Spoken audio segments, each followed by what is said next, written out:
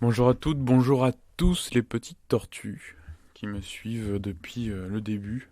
Alors là, on va rentrer dans presque la fin, en fait, l'une des deux dernières étapes avant que j'arrive à la fin de mon premier périple, on va dire. Euh, Déjà, j'espère que vous allez bien. Si vous êtes là à écouter encore les quelques personnes à écouter ce récit avant de passer plus tard à autre chose et une toute autre sorte d'orientation sur les paroles de Tortue.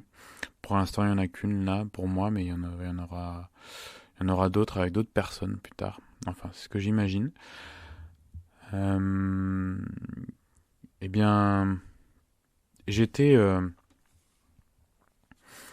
je vous avais laissé en plein plateau de Mille Vaches avant d'arriver à côté de Brive-la-Gaillarde.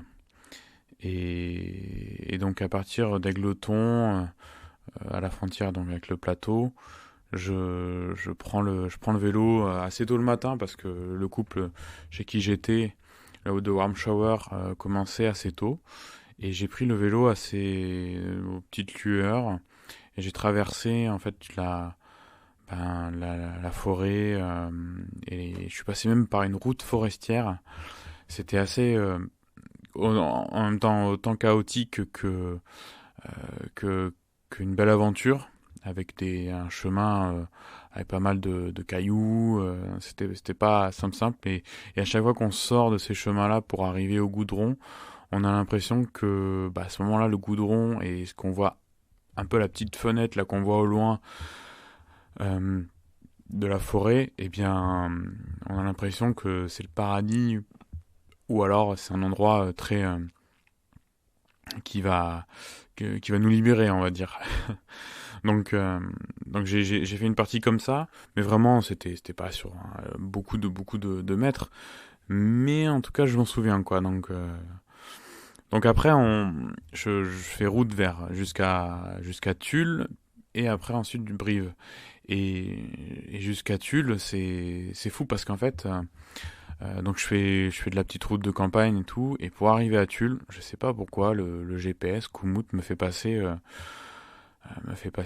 un moment par une route très très fréquentée, même si enfin, c'est une nationale, alors c'est une nationale qui doit être incontournable pour les voitures, et donc la, la nationale, je la suis, et puis ça me fait passer par Tulle même, et Tulle, c'est une ville où en fait il y a une rivière qui passe au milieu. Alors je me rappelle plus ce que c'est. Mais donc il y a une rivière et en fait la rivière passe dans la vallée et Tulle c'est vraiment la ville est montée le long de cette vallée là quoi. Donc c'est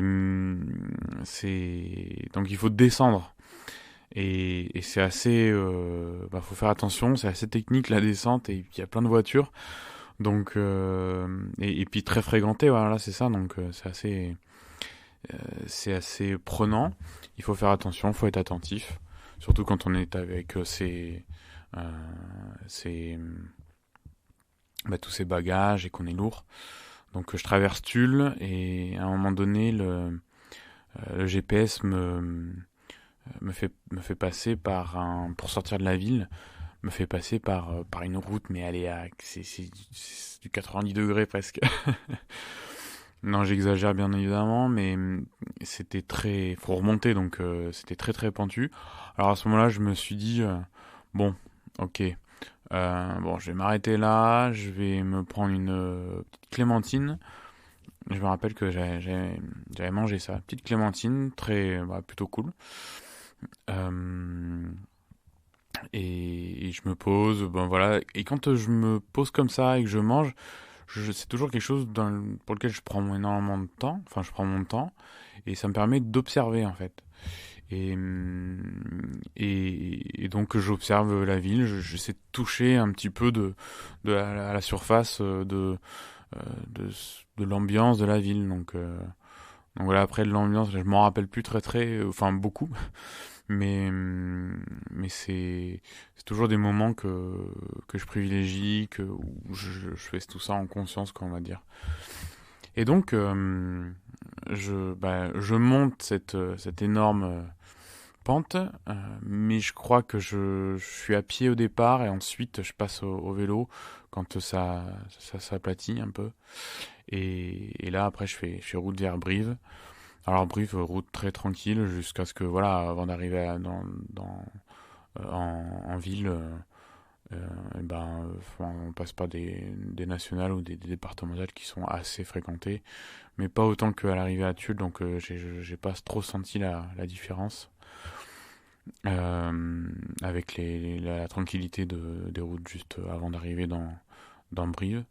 Alors, à Brive, donc j'avais réservé en fait un Airbnb pour 2 nuits euh, à, à l'Arche, juste à côté de Brive.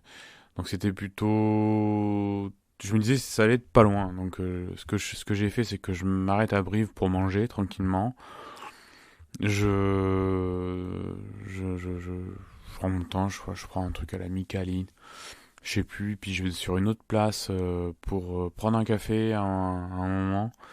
Euh, et puis j'ai pas trouvé ça, enfin j'ai trouvé ça plutôt très posé, très avec des points où on va des points qui sont plutôt paisibles, cosy dans Brive. En tout cas, j'y ai trouvé du calme et c'était plutôt agréable, bienvenu à ce moment-là. Donc et puis ce qui m'a permis de repartir tranquillement, d'être satisfait du moment où je me suis arrêté. Et route vers l'Arche. Et alors vers l'Arche, qui est un peu dans l'ouest de Brive, eh bien c'est le moment où, comment dire, c'est la surprise, c'est-à-dire je pense que c'était vraiment pas loin, et en fait c'était encore, fallait monter, puis redescendre un petit peu, mais il y avait cette partie-là où il fallait que je monte et que je passe par les petits villages. J'avais l'impression de ressortir et de partir pour une journée de route, quoi. Et, ma foi, j'étais plutôt content en fait au final d'avoir tout ça à passer, de la route assez passante et puis après une route plutôt tranquille dans l'année derrière, presque à la frontière du nord du parc du Quercy. Donc je suis arrivé à mon Airbnb très tranquillement. Donc chez Luce, et je ne me rappelle plus quel était le prénom de son mari, mais des gens adorables, des gens à la retraite, et elle c'était une ancienne enseignante, il me semble, je me rappelle plus exactement, mais il me semble que c'était ça. Et lui aussi d'ailleurs, lui de maths peut-être. Enfin, donc c'est toujours une chambre chez l'habitant, hein, et vraiment des gens très sympathiques. J'ai passé 2 jours tranquille. Le premier jour, en plus ils m'ont prêté la voiture pour aller chercher un peu à manger. Euh, Ils m'ont fait même ma lessive d'ailleurs. Je me suis occupé de rien. Enfin d'habitude, moi qui gère au moins un petit peu. Et en même temps, pendant ce voyage, c'est plutôt les gens qui m'ont qui m'ont plutôt lavé mes choses. Qui étaient des gens très sympathiques à chaque fois. Et là, j'ai eu aussi des moments de grandes discussions, ou en tout cas des moments de discussions très très apaisés, et puis où on se fait plaisir, et j'ai vraiment aimé ce contact avec ces hôtes. Euh, et puis il a fait plutôt beau, chaud. Voilà, on est à l'approche de la Dordogne là, donc ça fait vraiment, ça fait aussi du bien, on y est bien. Et donc le plan, c'était ensuite là, j'ai fait une petite partie donc un peu à l'horizontale, et là c'était de descendre vers Toulouse, et j'allais couper donc par le parc du Quercy, et retrouver au fur et à mesure la Seine, la Garonne. Et donc le plan là, c'était de déjà quand il a fallu partir, on était mi-juin. Eh bien, c'était de partir vers le parc du Quercy. Donc, quand je pars mi-juin, enfin, voilà, la date fait on est à la mi-juin. Donc, je pars aussi au petit matin, pas très tard. Et il fait encore un peu frais dans le parc du Quercy. Évidemment, comme il va falloir monter, on monte un peu sur un plateau, hein. Et pour monter, ça va être assez sport, avec une côte, directement, une côte, voilà, qui arrive directement, sur moi, et que je passe, tranquillement, avec patience. Et puis il y a un petit peu d'ombre encore, donc je saisis pas encore euh, tous les, euh, tous les rayons de soleil, et non plus toute la vue, hein, encore, hein. Donc, moi j'ai beaucoup aimé. C'était une surprise, c'est-à-dire que à y repenser aujourd'hui, je je me disais, faut que je passe par là-bas, par le Quercy. Je sais pas trop comment c'est. Ça a été, aussi bien, autant vert que sec, en fait, comme endroit, le parc. Donc, je je me suis dit, ben voilà, c'est plutôt un beau parc, et j'y repasse, volontiers. Je me suis arrêté au gouffre de Padirac, très sympa. Alors là, ça a été une galère parce que j'arrive au parc, enfin au gouffre, et je demande une place, où je demande à des gens où est-ce que je peux mettre le vélo. Enfin, il y a personne qui va là-bas en vélo de voyage. Et donc ils me disent, oui, euh, je, il y a, comment dire, il y a des caméras de surveillance et tout. Je dis oui, très bien, hein, mais je peux le mettre là, oui, très bien, mais en fait, si on me vole, la caméra de surveillance, elle va pas me sauver, hein, les affaires. Moi, je voyage que avec ça, c'est ma vie un peu là. Donc très sympathiquement, j'ai demandé au personnel là qui est en train de, de, de, de manger là sur des tables sous un préau, si je peux mettre mon vélo à tel endroit. Et, et donc ils me disent très gentiment, bah vas-y, mets-le là. Et puis bon, le temps que je fasse, ma visite, j'oublie le vélo et tout ça. Et puis après, je remonte, et le vélo est encore là avec d'autres personnes, et j'ai le temps de repartir. Et donc je fais ça, je sais plus, au milieu de la journée. Et puis bon, je repars, pour tracer ma route. Et l'idée, c'était de dormir, au milieu du parc. Et donc il y a quelques villages. Il y a un village qui s'appelle Grama. Et donc j'arrive là-bas tranquillement. Et le temps commençait à se gâter, hein, mais je venais déjà de faire, tout de même euh, pas mal de chemin. Et pourtant, il faisait beau, hein, mais c'était un peu la saison où en fait, il y a des orages parce qu'il fait super chaud, super humide, et et il faut bien, hydrater un peu cette terre-là, et qu'il y ait un peu ce cycle, climatique.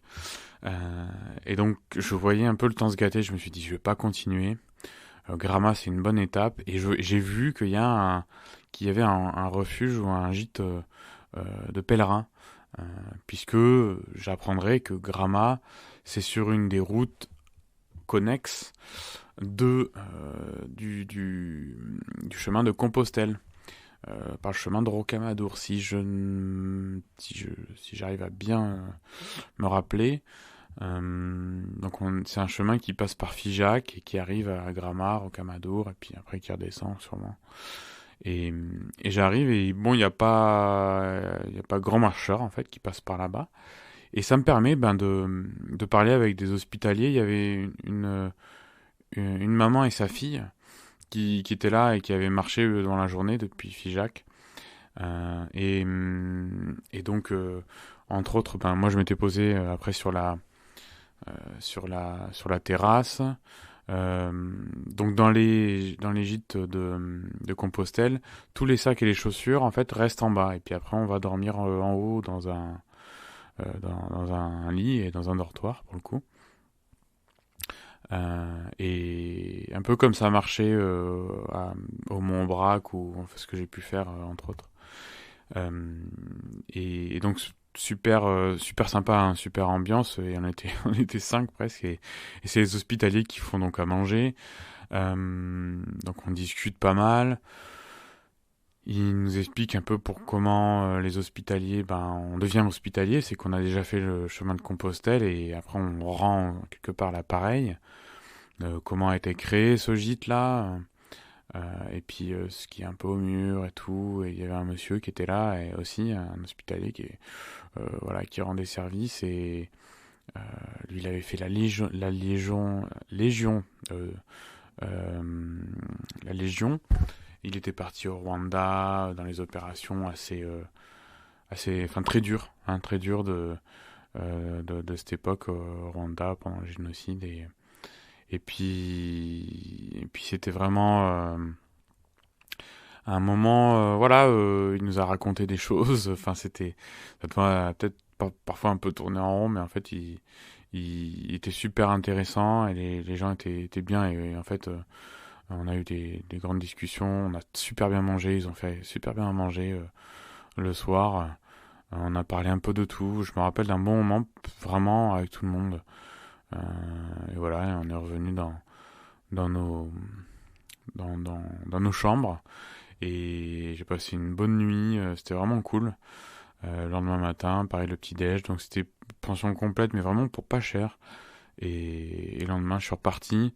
Le soir, en fait, le soir, il avait vraiment plu énormément. C'était vraiment l'orage, et j'étais vraiment heureux de me dire, bah, je suis là, je suis dans un bon moment avec tout le monde, et j'ai évité l'orage, donc c'était vraiment cool.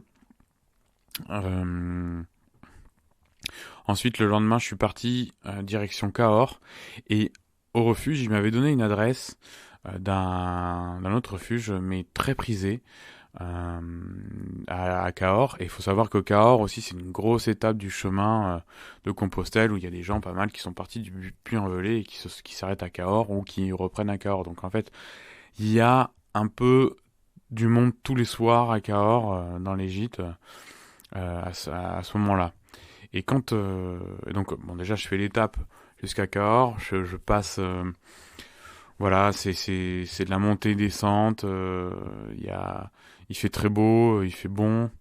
Je passe par des endroits qui sont assez secs où on voit aussi des anciens champs, on voit je vois parfois des vieux tracteurs, des choses comme ça. Donc c'est toujours bien les parcs parce qu'il y a des choses qui sont aussi figées un peu dans le temps, donc c'est assez agréable à voir. Euh, et à un moment, pareil, je suis un peu sur le haut du plateau et là, je vois, ça devient noir et je me dis, là, dans les 5 minutes, il faut que je trouve un abri.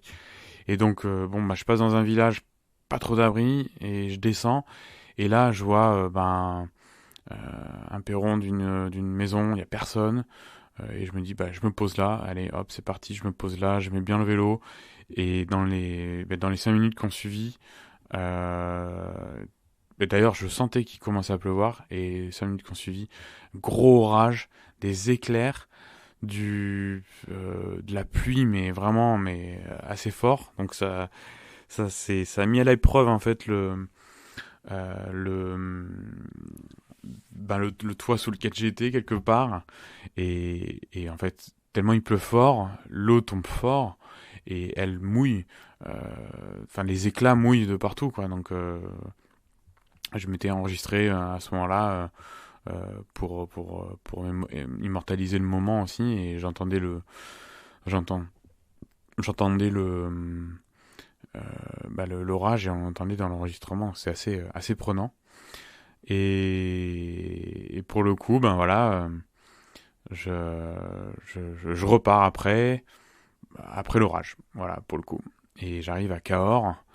À Cahors, j'arrive directement à l'adresse, à l'ouverture euh, du, euh, du gîte, du refuge. Et puis, je me rappelle plus comment s'appelait le gérant, mais quelqu'un d'adorable.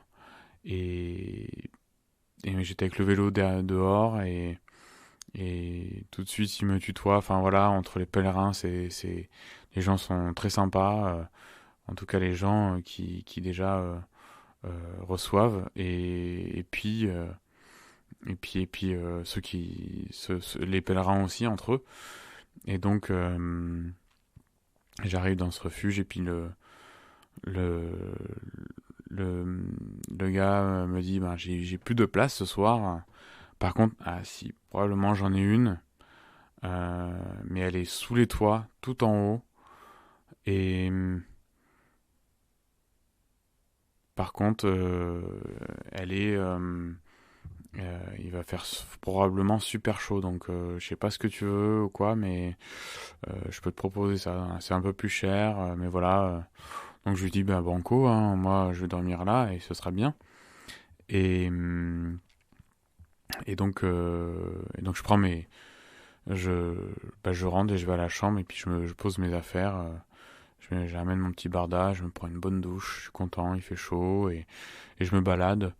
Entre-temps, il y a un gars qui arrive et lui, c'est un petit jeune, il a 24 ans, il marche sur le Compostelle et en mode bivouac et en fait, il dort comme ça dans les champs, sans vraiment de sac de couchage, mais il avance avec son sac à dos et il se trouve que, en fait, finalement, on va prendre un petit, euh, un petit verre le soir.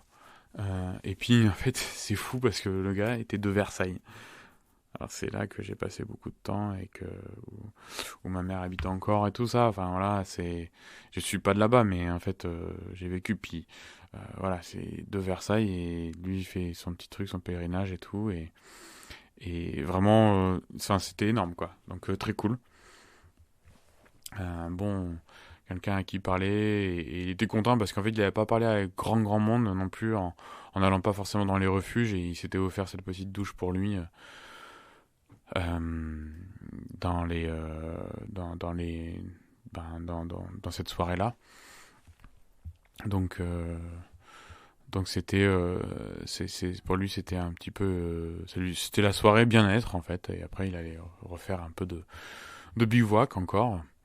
Et donc j'ai fait les repas le soir, donc végétarien, trop sympa, trop bien, plein de gens de partout, des gens qui venaient d'arriver donc par le train pour repartir, pour recommencer, pour continuer, des gens qui arrêtaient, enfin donc il y a tous les âges en plus, donc c'est vraiment super chouette. Il y a aussi euh, il y a aussi le fait que j'ai eu super chaud et eu du mal un peu à m'endormir, mais bon, tout est relatif parce que bon, j'étais quand même crevé. Le lendemain, je me réveille tôt, tranquillement, et puis c'est cool. Et puis voilà, donc après, je, je repars et direction Toulouse. Et là encore, c'est un peu menaçant le temps. Mais bon, à la sortie de Cahors, c'est un peu tranquille. Le GPS me fait passer par une route qui n'existe pas, mais que je prends même à pied comme ça, je passe et ça me fait arriver sur une route, pour le coup, un peu de secondaire, donc c'est très bien. Et puis ça me fait passer par les petits villages et voilà. Et donc l'objectif là, c'est de rattraper le canal du Midi, en tout cas le tracé de l'entre-deux-mers et je le rattrape à Moissac. Et donc voilà, c'est cool. Je passe par des routes qui sont plutôt passantes, donc à un moment donné, à l'approche de Moissac, j'ai vraiment hâte d'arriver là-bas. Et enfin d'arriver là-bas, de rallier la partie canal. Et donc vraiment, je suis super content quand j'arrive sur la part canal. Il fait un soleil de plomb, enfin vraiment, je suis trop bien. Euh, Et en passant à Moissac, il y a une belle église et tout. Enfin, on sent le lieu quand même historiquement imprégné par le passage du chemin de Compostelle. Il me semble que ça passe par là-bas. Je suis pas très sûr, mais en tout cas, il y avait quelques pèlerins, il me semble. Et voilà, donc moi je trace et je passe par Castelnaudary. Et puis, en fait, le soir, donc j'avance quand même. Dès lors que j'arrive sur la ligne droite du canal, alors là j'avance, c'est vraiment C'est vraiment l'autoroute, quoi. Et en plus, il y a l'autoroute pas loin à côté que j'entends ici et là. Et puis, j'essaie de trouver des warm showers parce que je veux vraiment m'arrêter à Toulouse chez des gens qui sont qui sont dans le coin. Et non plus, je veux pas trop être dans Toulouse. Bon, malheureusement, je trouve pas, ou les gens ne me répondent pas forcément un peu dans les temps. J'aurais dû m'y prendre peut-être avant. Par contre, je fais une bonne halte à côté d'une écluse en ayant mon manger et tout. Vraiment, c'est plutôt un moment assez doux. Je reconnecte parce que je reconnecte avec les canaux. Et ça faisait longtemps que j'avais pas revu ou repassé du temps le long des canaux. C'est toujours intéressant le lien qu'on fait avec des moments, des instants. Et même si ça fait 2 semaines, 3 semaines que j'ai pas passé de temps le long d'un canal. Euh, donc avant c'était en Bretagne. Et là je retrouve un canal il se passe pas beaucoup, mais le moment où j'y arrive, je me dis ça fait plaisir, quoi. Et bon après c'est toujours ça dépend de l'endroit où on se trouve, hein, parce que ça dépend de la densité des routes, où il y a des routes si elles sont empruntées ou pas, enfin d'un endroit où on se trouve en France ou à l'instant T finalement, parce qu'il y a des villes où il y a une heure aussi, hein, donc voilà, ça peut dépendre de plein de choses. Donc je m'arrête à une écluse. Et puis après, je repars. Et bon, finalement, le soir, je me prendrai un hôtel, bon, encore exceptionnellement. Mais ce sera, euh, ce sera l'aube finalement de très bons moments après dans d'autres endroits que je trouverai où dormir. Donc c'est là que j'arrive à Toulouse et il fait beau. Il se trouve que là où je suis, c'est une zone industrielle un peu. Et donc, il y a des comment. C'est un entrepôt de réfrigérés. Donc il y a plein de camions réfrigérés qui sont équipés d'un générateur pour la température dans leur dedans. Et donc ça fait énormément de bruit. Et pour le coup, le lendemain matin, il n'y a plus personne. Et il n'y a plus de bruit, c'est silence. Mais fallait pas que j'ouvre ma fenêtre, quoi. Donc c'est ça le truc. Voilà, voilà. C'était, euh, c'est une partie que j'ai bien aimée. Vraiment, j'ai bien aimé descendre à partir de Tulle aussi, de traverser ce parc du Quercy. J'ai un très bon souvenir. L'arrivée sur Toulouse, un peu moins. Mais j'ai vraiment aimé retrouver le soleil aussi en plus. Euh, le contact avec certaines personnes. Et puis, voilà, il y a quelques points dont je me souviens qui me font vraiment plaisir. Alors voilà pour cette avant-dernière aventure, avant-dernier passage, très factuel. Je pense qu'on va pas aller non plus dans les détails. J'ai hâte de passer à la prochaine étape, mais je tiens, ça me tient à cœur de continuer à raconter et de finir juste la première partie que j'ai réalisée. Voilà, je vous dis à la prochaine, mes petites tortues. Merci encore d'être là, et puis on se retrouve pour la dernière étape de ce voyage. Allez, ciao!